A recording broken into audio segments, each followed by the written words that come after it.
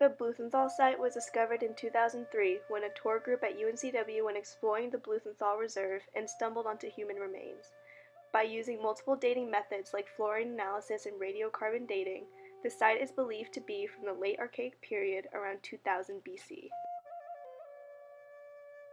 The site is located in the Blumenthal Wildflower Reserve on the campus of UNCW. The Blumenthal site is a forested area with a water source located in the center. There is evidence of huts throughout the area. Wooden posts left in the ground have been dated with radiocarbon dating to be from around 2000 BC. Along with the central water source, there are many edible plants located in the area, including wild mushrooms, dandelions, and blackberries. The warm climate and fertile soil of this area helped crops to grow. Because of their domestication of plants, such as corn, this society can be defined as an advanced farming society. The Blumenthal civilization's social status was a chiefdom, where the tribe's people were divided between elites and peasants. The leadership is monopolized by the three elite families based on kinship that form a political ideological aristocracy.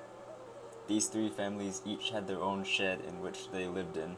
It was discovered that the current chief selects the new chief from one of the three families based on their favorability among the tribe. Unlike a normal chiefdom, this tribe's chief was chosen based on achieved status rather than ascribed status, possibly due to the groups originally being deserters and recognizing feats rather than family. An individual of commoner status might have a chance to change social class during their lifetime by extraordinary behavior, either through marriage or by fighting and surviving in many battles. Because of their lack of numbers, the Blumenthal tribe heavily relied on their gods to govern their way of life. Because of their reliance on farming and hunting, the tribe worshipped the god of hunt known as Hasash, and the goddess of growth known as Nerevik. These two gods provide the tribe with food and other necessities.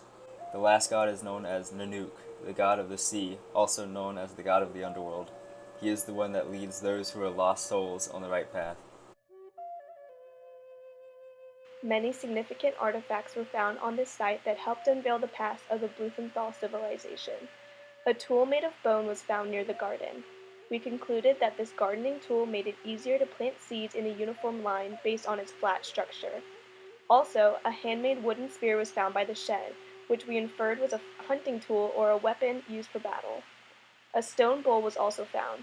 By using residue analysis, we inferred that this bowl was used for cooking purposes to crush up herbs and plants and boil them. Furthermore, near the stone bowl we found soil with seed ecofacts and used float samples to separate the seeds. This helps further develop the idea that this civilization relied heavily on organic plants to eat. With the assistance of ground-penetrating radar, 2 human remains were discovered on the site. Both had significant trauma, illustrating that war had gone on, most likely with a neighboring tribe. Lastly, a sea god, carved out of wood, was found near the amphitheater, which demonstrates a religious idol was worshipped by the society.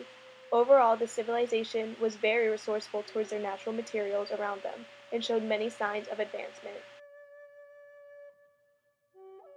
There were 2 types of homes people of this civilization lived in.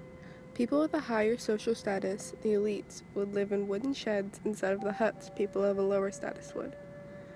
There are 3 of these sheds located on the site for the elite families, and multiple huts.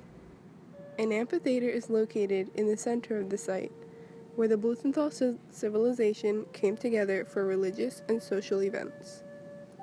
This small, tight-knit society used the outdoor amphitheater as a temple to worship their gods. This area was the most important part of everyday life in the Blumenthal society. They gathered around to pray to their gods before starting their day. Evidence of this is shown by burnt remains of herbs used in routine religious events. The chief would lead a ceremony similar to a church service and burn herbs as a part of the ceremony. We concluded that another tribe traveled onto the Blumenthal civilization's land and waged war on them in order to take their crops for themselves. Significant trauma to the analyzed human remains has supported this theory.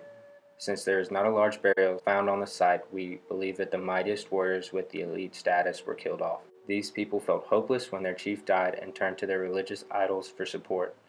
One theory on the disappearance of the rest of the Bluthenthal civilization is that their sea god told them to leave their homes and voyage out into the sea to seek religious fulfillment and a new home. There was evidence of plant fiber ropes for their rafts and carvings in trees that showed figures on rafts out at sea. By blindly following this religious quest, we inferred that it is possible that the rest of the population died out during their time at sea.